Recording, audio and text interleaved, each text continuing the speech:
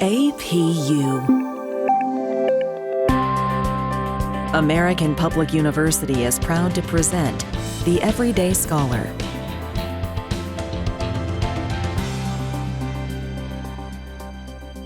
Hello, my name is Dr. Bjorn Mercer, and today we're talking to Myeisha Grady, Communication Faculty in the School of Arts, Humanities, and Education. Our conversation today is about oral communication, public speaking, and the fear of speaking in front of others. Welcome, Myeisha. Thanks, Bjorn, for having me. Yeah, definitely. This is a great topic. When you look at the skills that employers are looking for, oral communication is always in the top 5. And it's also one of those things that when you are working and when you're in management, you have to speak in front of other people. And it's just something you have to do. And learning how to do it and learning how to be comfortable with yourself is tough, and it takes a while. So that jumps into the first question is, what if I'm an introvert? How could I possibly connect with an audience? Being an introvert is actually not a big deal when it comes to public speaking if you're willing to step out of your comfort zone. So when you think of being an introvert, you usually go to the negative part of things, like, oh my goodness, I gotta be around other people. Oh my goodness, they're gonna look at me and such. But what if you are willing to change your mindset and become a little more positive about it and think about what the opportunity can bring your way, especially if you have a good message to give to other people. So if you would change that quick little mindset of yours, you will be able to open up plenty of doors, plenty of opportunities, and go, you know what? It's only going to be, I don't know, a 30-minute talk, maybe a 10-minute talk. Then I can go ahead and sit down and relax and be back to myself again. Not to say that if you need to go longer, if you need to expand longer, as long as the information is there and you're able to present it in a professional manner, you'll be able to fly right through it. No, it's not going to be comfortable at first, but stepping out of your comfort zone is definitely something that will help you increase your professionalism when it comes to dealing with other people. And that is excellent. And I love that we started with, what if I'm an introvert? Because typically, if we're talking to an extrovert, they'll just start talking. Not to stereotype, but extroverts, some like to be the center of attention. And so the idea of speaking in front of others isn't really a big deal for them. For me, as an introvert, public speaking for me was really difficult for many, many, many years. And one of the things that I came to realize is when I'm in front of others, it's kind of like acting. I'm myself, but then I'm trying to portray something that is an authentic version of myself, but it's more extroverted than what's really me. And so once I realized that, I was able to do much better with public speaking. Now, what advice do you have for people that are what I describe as painfully introverted? How can they step from being painfully introverted to just being introverted, which is not a bad word, and then being able to communicate with others in a lowercase extroverted way? Sure. Well, if you have that, you have to be willing to practice. So you start with a small group. Start with talking with friends of yours and sharing ideas that way. Then open it up to maybe their friends and maybe their friends' friends. So start to build a comfortability with talking with strangers, because if you are able to do that, then no matter what environment you go to, you'll probably revert back to those experiences that will help you carry through it. Like you said, putting on a show, being someone outside of yourself, it's actually a good thing because you could still be you, but you are trying to embody a personality that can make you go a little further, take you a step into that professionalism that you want. And so if you start building with people that you are familiar with and open yourself to people that you are not familiar with, at some point you're going to become comfortable with a crowd where it's full of people you're not familiar with. So build yourself up to that. When you're at work and you are asked to do presentations in front of your colleagues, start with those that are closest to you, your peers that you work with on a daily basis, and start practicing giving speeches on different topics that you are definitely familiar. You are the expert. And then that way you can build with your peers. And then you can introduce more colleagues in the company that you are not close to, but would like to be able to build that kind of rapport with. And so you start opening yourself up in that way to speak to them. And then once the opportunity comes where you have to speak in front of the entire company, you have built that along the way. And that's excellent. Really good advice. And I really like what you said, to be the professional and to demonstrate professionalism that you want to be. And I think that's a really great, because in our minds, we all have an idea of what a good speaker is and what it means to be professional. And if we envision it, we can get there eventually. I remember one of the things that years ago, one of my former managers said, hey, in meetings, you need to speak up more. One of the things that I do is I observe and I internalize a lot of things. And I really try to choose my words carefully. But then after that, I realized that I internalized everything so much that I wasn't even speaking in meetings. And so I literally created a checklist for myself. During team meetings, I had a little thing that said, speak, check. And it sounds silly, but every meeting, I made sure to speak about something. I didn't have to dominate the room, but just contribute my thoughts to something. And it's amazing how that was then noticed by my manager when it's just something as simple as a little checklist. And I find that checklists, even with public speaking, can be so beneficial because it helps you focus and it helps you organize your thoughts. Now, going on to the next question, what happens if the audience finds me boring? What do we do with that? Well, first of all, you're talking about an audience that you haven't even met yet. So let's think about a presentation that you would give in a professional setting. Usually it would be about something where you are the expert. You have done your research. And if you're asked to speak on a particular topic, it's because it is needed for your audience. So when you are writing on that topic, because you first begin your speech by writing things down, write your outline, not the entire speech. Get your 3 main points together that you have to go over. Or if it is a technical thing, write down the steps that you need to convey, because the audience that is being put before you, they need this information. So what if you were to take yourself and put yourself in the place of the audience member? Well, what is it that I need to know? How is it best that I could learn this thing and also keep it?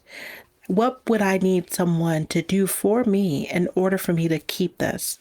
So you think about the visual aids that you would bring to it. You think about demonstrations that you would bring. Think about it in terms of what would I need from this? And if you're doing something in front of colleagues, you would think about what it is they already know. The last thing you want to do is speak below someone's educational level. You want to speak directly to them. You want to tell them you know where they are and you know where they need to go. And here is the path for you to follow to get there. So if you were to do a presentation on some sort of demonstration, some sort of technical thing, and there has to be 10 steps, organize your way that the first step comes first. Don't start in the middle and then work your way back and then work your way forward. You need to do it in order so that they will understand. And then also practice. You need to be able to practice this thing in front of other people so that you make sure, oh, did I include this? Did I say that right? Did I make sure I added this step in there? And sometimes when you do that in front of others who understand the process, they'll be like, you know what? You should go back and probably pick up this item or that item, throw this in there. And then you're able to get on a path of, okay, so I have all of my material. Now let me think about, what's a fun way that I can do this? What's a way that I can do this where my audience will actually not only pay attention, but they will recall the information? So make sure that whatever you include in there, it is something that is beneficial for your audience. This way, you already know you're not boring because the information is needed. If you go in there thinking already that someone's going to find you boring, it's absolutely going to fall flat and you're going to be boring.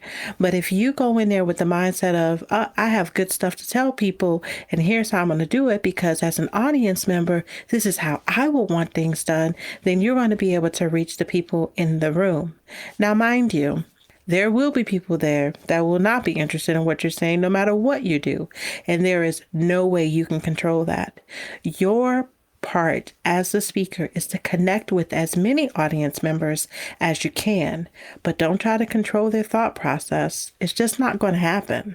And that is absolutely wonderful. And your advice is spot on. I really like how you said there are going to be some people that don't want to be there. And that's one of the realities. And, when we were talking about ways to improve and obviously practice, one of the easy ways for professionals to do public speaking is just talk in their meeting. Sometimes when you have team meetings, nobody wants to be there. Exactly. So you're literally talking to a group of people that they're literally thinking, I have to go to lunch, or I have to go get my tires changed. Or if they're thinking about me, like when I'm in those meetings, I go, what's my shopping list? What do I need to buy? Exactly. And so if you try to take the cues off of like what they're doing, or heaven forbid you're on a Zoom call and nobody has their camera on, you're speaking to just like the void. You just really have to focus, like you said. Typically in those kind of situations, you're delivering information that they want. And so focus on that and really think about how they want it.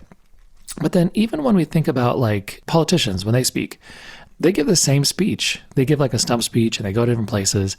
And so they're essentially acting. They don't even care what the audience per se feels, because they're trying to deliver it in a way that will create a reaction. And so they're really trying to deliver it in a very clear and concise, but probably entertaining way. Now, this is a side question. Do you recommend people trying to be entertaining, or is that something that some should not do? It depends. Are you an entertaining person to begin with? Is that what you do? If it's in your wheelhouse and you always find yourself being entertaining, then yes. And then you also want to look at, is it appropriate for the conversation that we're having, for the presentation that I'm doing? I think about eulogies. Unfortunately, with us being in a pandemic, we have had more funerals than we would like to ever have in a lifetime, especially in a short period of time. But if you think about those that have passed away and you're delivering a eulogy, are you going to deliver a eulogy, let's say, for someone who was extremely bubbly, very funny, charismatic? Are you going to be very monotone with your delivery of that eulogy? Probably not. You probably want to emulate something about that person, because that's going to reach the people that are listening. They want to be reminded of the bubbly life that this person has had and celebrate that. Well, of course, they're going to mourn their passing, but we're really going to celebrate their life. So when you're giving a speech in that particular thought, you're thinking about, yeah, I can be entertaining right here because that's who they were. That was the life they lived. However, if it was someone who was a little more serious and strict. So going back to the thought of delivering a speech with a eulogy, you are emulating that person. So if it is someone who was more serious, more driven, someone who had a passion for educating, you want to deliver a eulogy that is reflective of their life, personal and professional. So it depends on the setting that you're in. The person or thing that you are discussing will decide whether you should be entertaining or not. And that is a wonderful suggestion, especially like you said, with COVID. People unfortunately have been having to go to funerals. And humor is so difficult because there's nothing that makes people happier than humor. But like you said, the situation is key. And then also your own personality. Mm-hmm.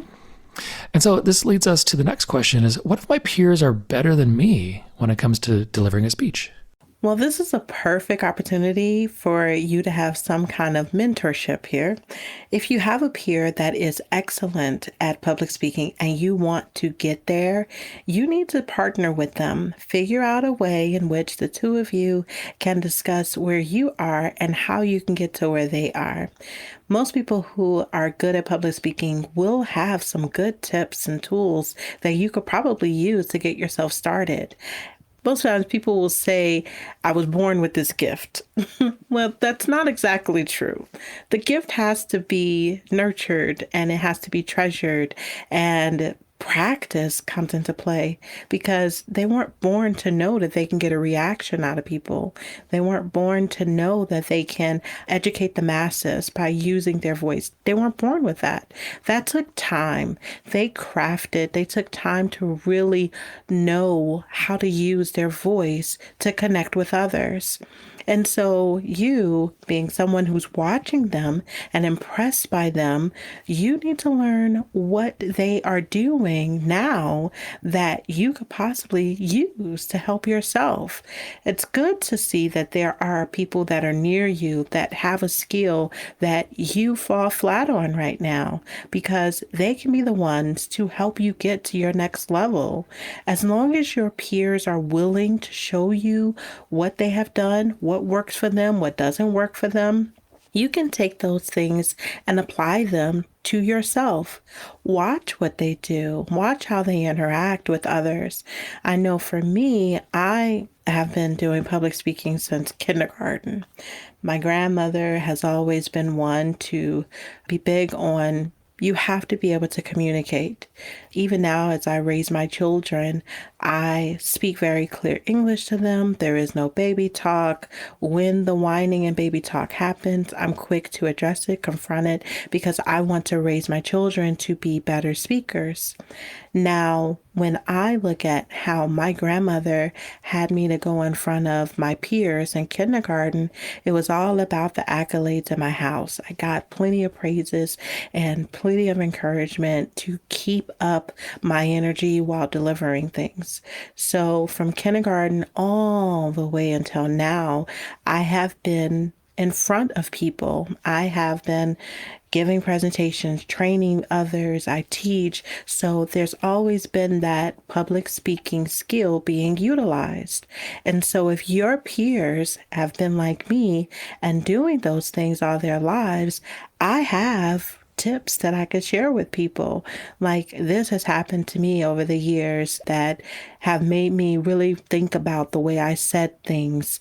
And then I have also paid attention to the way in which I show enthusiasm for things, because I don't want to be over the top like I'm acting, but I want to be genuine and authentic. And so those are some of the things, the tips that I can give to others. And I'm willing to listen to someone. You have a speech to give, you have a training you want to do, practice with me. Tell me what you're doing. I do it with my husband all the time. He would have videos that he needed to record for work, and I would give him tips, set him up, put his lights and everything for him to do it. He'll have a perfect first take, but then he'll want to go back and do it again. And he would be up till 2:00 in the morning. And then I go, well, which one did you use for work? He was like, the first one. I'm wondering why.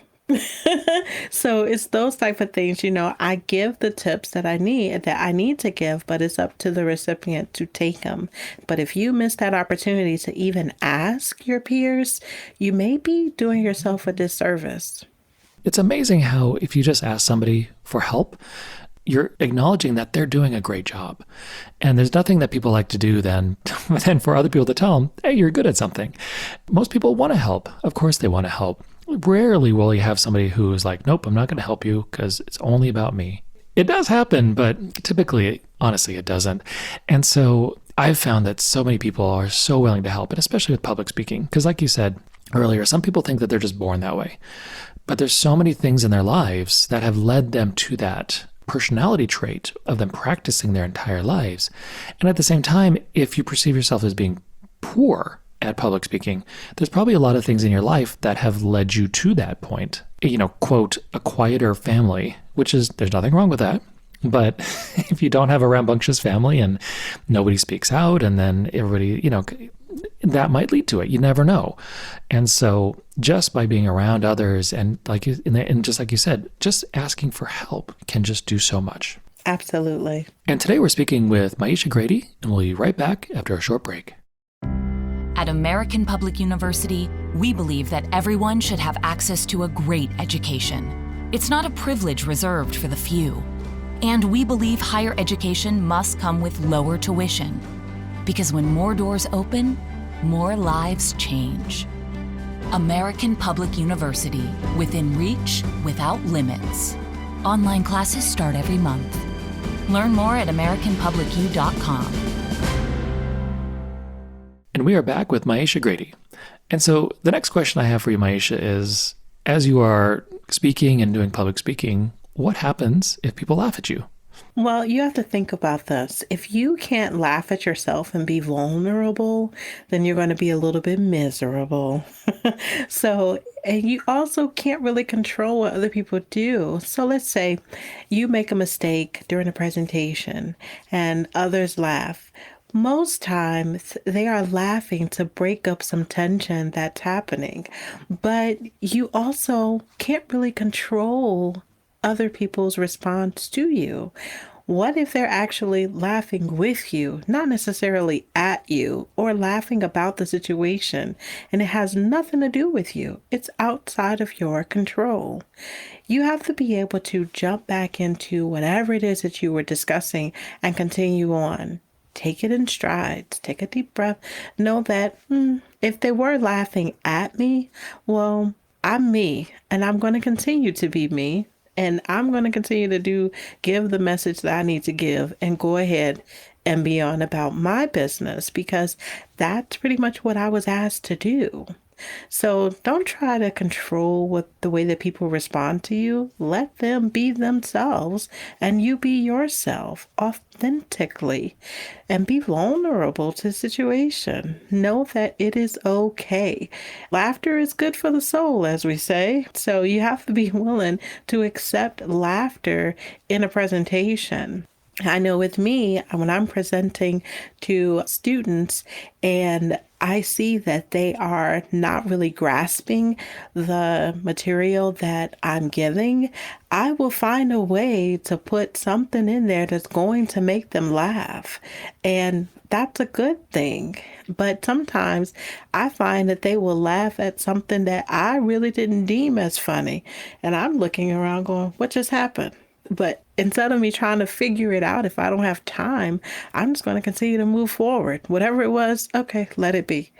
So if you get stuck at someone laughing, you're probably not going to be able to finish what you have to say. Continue. And you have to be okay with the fact that people will laugh, just like you said, and it happens. And it's rarely are you in a position where you're giving a speech and people will heckle you. You're in a normal public speaking situation at work amongst peers. Nobody will laugh. And sometimes people do laugh, but it's because something happened or inadvertent. I always remember early in my teaching career, and we were talking about different musicians that had recently come out. And it was when Eminem had just come out. And me, the classical musician that I was, not being familiar with pretty much rap or any hip hop because my head was stuck in, scores. I was in front of a class. We were talking about it and I couldn't remember the name. I was like, what is his name? And I said, Enema. And the entire class, I lost them. They were laughing. And I had to just be like, I just made a fool of myself. But you know what? That is okay. Because that was a funny joke that I didn't mean to say. And it's just one of those things that I just learned that, I was wrong, but I laughed with them and we went on. When you make mistakes like that, it's always better to laugh with the people if it's something like that. Absolutely. Acknowledge it, have a little self-deprecating humor, and then move on. Absolutely. And then, so that leads me to the next question is, what if I get stuck or forget my lines? So usually this happens when fear has become full blown inside of you. You're now doubting yourself. You are now thinking, oh my goodness, what did I get myself into? So those doubts that you're listening to is fear yelling at you. So whenever you go for something that's bigger and better than where you are today, your words, they may go away. Because barriers like fear will show up and they will show out in every way possible. So if you want something, you have to possess the confidence and the competence to go after it. And you cannot let losing track of your thoughts at that moment keep you back. So the best thing you can do when you do lose what you want to say next, let's go back to the last main point that I made. Let's go back to that, figure out where I am, and then I'll pick up from there. Or if you are at a point where you can just pretty much wrap up that last point and move on to the next one, that's your perfect opportunity to do that. And then also take inventory of that fear that you felt and let yourself be reminded the next time I get to this point, I am going to overcome fear because I can't afford for it to take away my big opportunities that are presented to me. So anytime you think that you want to go after something that is bigger, that is better than where you are today, just know fear is going to come. It's going to bring that doubt, and you have to figure out a way in which to overcome that. When it's in the heat of the moment, yes, it could be difficult to do that. But if you remain firm on where you are with your message, if you are confident in the message that you are giving, you'll be able to shoot fear right on down and keep going. But it is up to you to decide whether you're going to let forgetting your words sabotage everything that you have going. An outline is always key. Note cards, always key if you feel like you need them. But do not sit there and read everything. Please don't read your speech. That is a good way to be boring right off the bat. But if you jot down a couple of notes for yourself, you're able to go back to those notes and go, okay, this is where I left off. I think I'm done talking about this. All right, here's the wrap up for that, and move on to the next point. There's no need to get stuck. You have it in the bag if you have done your homework before you got up there. Now, if this is an impromptu thing, on the spot type of stuff that you have to produce because your job just asked you to do it right there, might be a good time to wrap it up. That's true. And I really like how you said, you've got this in the bag. And it all depends, again, going on the situation. Having note cards, having an outline, that is key if you're giving a structured or somewhat semi-serious kind of presentation. And it's important. And then if you're giving a PowerPoint, the structure is inherent because you're using a PowerPoint, some sort of presentation software. And so that gives you the structure. And so you just have to follow the structure. And like you said, when things are a little more impromptu, well, that's harder. And even, I would say, well-seasoned people struggle with impromptu speeches. Unless you've got a stump speech about something, and then you can probably do well. But it's all about just trying to do a good job and recover. And this leads me to the last question is, what if I fail? Well, failure is depicted upon who said you failed, like who gave you that? Because critics, they're everywhere. But you should only listen to the critics that actually matter, that have some kind of stake in your future. Those that don't have it and they really don't care whether you succeed or not, those are the people that you don't want to listen to about failing anything. Most times when people say, I blew it, you are your worst critic. You will not give yourself a pass. We somehow as human beings have become so self-absorbed that we can't seem to see outside of ourselves, and we're going to be the hardest on ourselves. So if you would pull yourself out of the equation and ask your peers, your colleagues, people that actually matter in your next step, that matter in your next step. Those are the ones that you want to go to. Be like, you know what? How'd I do? Like if your peer is your mentor, like the one that you said that does a lot better than you, go back. Hey, you heard me. How did that go? What can I do better?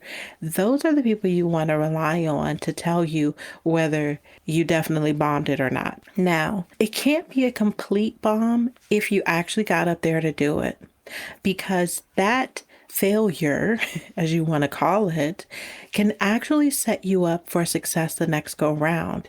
It is a very good lesson learned.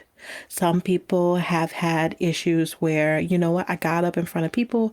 I was so nervous that I ended up sweating so profusely in my cotton shirt and everyone saw it. Well, everyone did see it, but was your message good enough to overshadow that?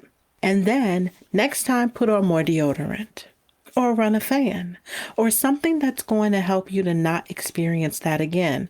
Take that as a lesson and apply it to the next one, because you have to do better the next time, right? There is no way that you will go and fail the same way all over again if you take the necessary steps to improve yourself for the next one. I would always tell my students that you're not nervous, you are excited when it comes to giving speeches, because you have to change your mindset. Let's think about going on a date. When you're getting ready for a date for someone who you really love and really want to see, you're going to get yourself all dolled up for it. And you're going to have butterflies in your stomach. You're going to be so excited for this to happen. God forbid if you have an opportunity to kiss this person. Oh my goodness, what excitement you would feel. Well, when you're excited, your palms sweat. You get a little butterflies in your stomachs. You get these what ifs. And so your eyes light up and you begin to blush a little. When you're nervous, those same things present itself. The difference is the label you chose to give it. You decided to say that you're nervous, which is a negative effect, rather than you are excited, which is a positive effect. So before you even think about failing at giving a speech, what mindset did you walk into it with? Figure that part out first before you even decide to go in to your public speaking opportunity. I love that. And having a positive mindset is really key. And I really love what you said about that, because there is no real failure, because it's all about learning and it's all about doing a good job and potentially, like you said, setting yourself up for the next time. I can only compare it to when I used to give concerts as a classical musician. After the concert, I'd be done and I'd be like, I just did terrible. That was the worst concert I've ever done in my life. Did you hear the 100 mistakes I made? And the average person was like, you just did a good job. I liked it. And then other musicians who didn't play my instrument said, that was good. I heard a few things. And then the people who did play my instrument was like, you did a good job. It's a hard piece. Don't worry about it. But it's funny how no matter how many concerts I did, I still had that such intense criticism that it was just really hard to break through that. And public speaking is the same thing. And it's, if you just give yourself a pass and say, it's okay, I'm doing a good job. Because honestly, especially with public speaking, it's tough, but most people don't like to do it. And so everybody understands. Everybody is very, very patient. Absolutely. I think about the many public speaking courses that I've led, and just people coming there with just such a negative outlook to begin with. And I'm just looking at them going, you're going to be okay. This is the place where you get to mess up all you want to. And I'm going to be the one to give you the feedback going, here's what you need to work on. But you did fine. And I'm always going to say that. Even when the students who would give emotionally driven speeches and just can't seem to get through it and stumble over their words, I'm in the room just nodding my head like, you got this. And then their peers start speaking up and saying, you know what, you got this. Don't worry. Come on, we're here with you. We're here with you. And it's just amazing for that person to see, you know, people actually do like me. People actually are listening to me. And sometimes that little bit of reassurance can give them the confidence that they need to just keep going. I mean, when you give your concerts, the applause that you hear, the accolades that you get, it's just you have to be able to take that in and apply it for the next time. Like, you know what? Maybe I didn't do as bad as I thought I did. You know, if I go back and listen to the tape, oh, you know what? This piece was difficult. Maybe if I would have practiced in a different way. All of that happens as you move forward and think about the next one.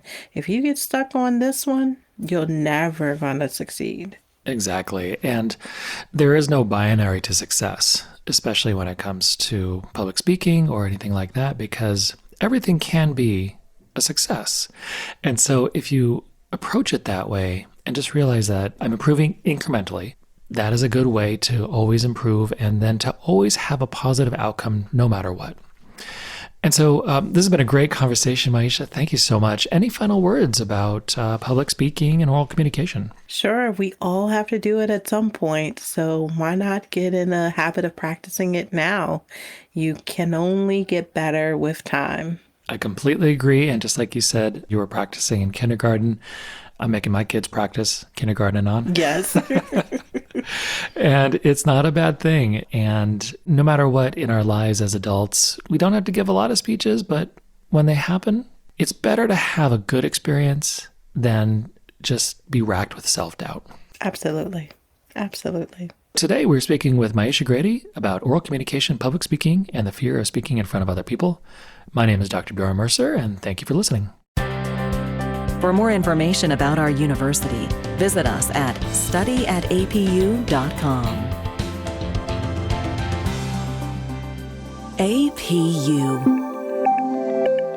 American Public University.